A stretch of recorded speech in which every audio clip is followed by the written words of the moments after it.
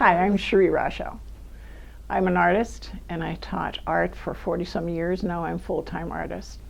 I have been painting most of my life, but I've really geared it up in the last COVID months. What I like to paint or what I like to focus on mostly has to do with Western North Dakota.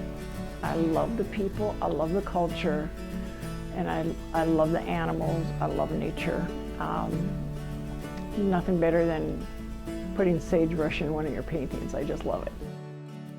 The first painting that I'd probably talk about would be Dakota Thunder, which is a painting of bison in the rut. The fact is that is a study done off of about 3 of my photos. I really enjoy watching bison, whether they're in rut, whether they're moving as a herd, or just sit and listen to them. I love the bison, so I wanted to make a tribute to them, and I continue to tribute them.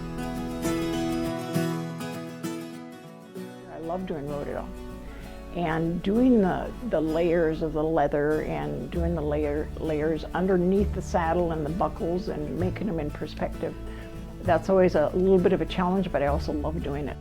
It takes an awful lot for me to pull away from super realism, and but I really want to do it, so that's why I did this. I wanted this to be the focus and just kind of let the edges take you into it. So this is Isaac Diaz, and this is actually the first ride he made on this horse, on any horse, after he had a serious injury. So, and he did well at that, and that was at the Sentinel Butte Rodeo. That piece right there, that was probably my first paint I ever did. I started with him because I was so excited to do him. There's a strawberry roan up there on top, and I was kind of interested in her too, but I really wanted to really go after that texture in the paint part, and I learned a lot just doing it. You know, I wanted the bone structure to come out, and of course the nuzzles on these horses are just, I just love doing the noses too. I want to do a series of wild horses from Theodore Roosevelt Park, and I started out with my very first one, and one of the most probably more prominent and well-known stallions is Circus. He's a paint horse with a blue eye, and this particular piece is called Circus After the Rain, and it had just rained, and so his mane is quite stringy and wet, but his eye just pops out there. He's just got this, and I'm always intrigued by his eye. And of course, that was the first to be painted. I live south of Dickinson on a little farm. We don't have too many animals, but we used to have cattle and draft horses and riding horses and chickens and, you know, all kinds of animals, but not so much anymore. So I have to borrow other people's animals. I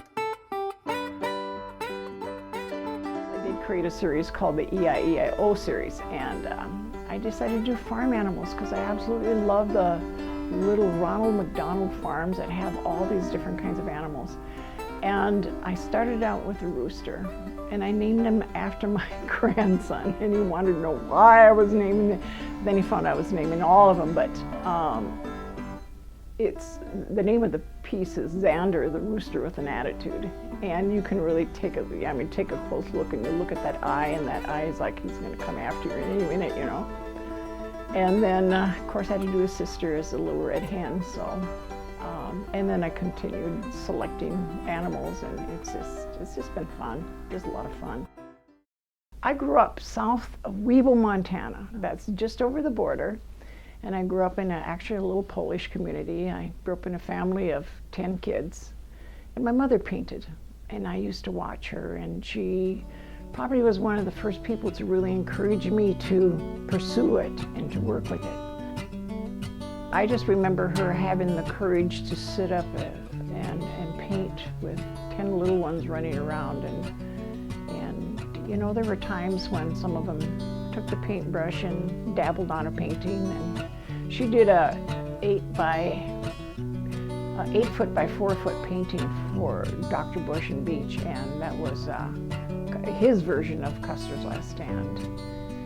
and that was one where my little brother Billy helped paint. I just think art is a very important form of communication. We're able to speak with our brushes just as well as our words.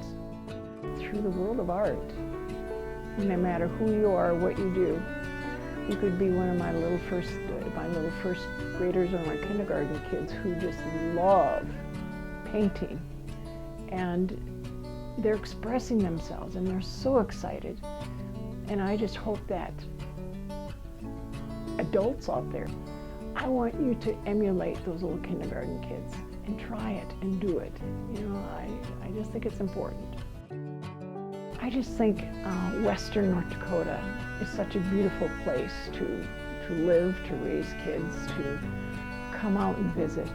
One of my favorite places to go out and sit is out in Cherie Roshau National Park, and I just love just parking my car off in one of those turnoffs and just listening and watching, observing.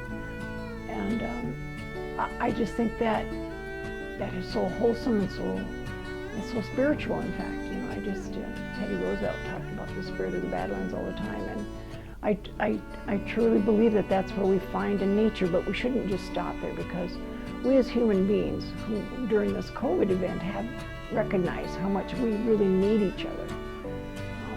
If it's taught us one thing, it's taught us about community, and it's taught us about the importance of communication, the importance of being together. And sometimes we can't. We long for that, and that's what art should do, is help us long for those things.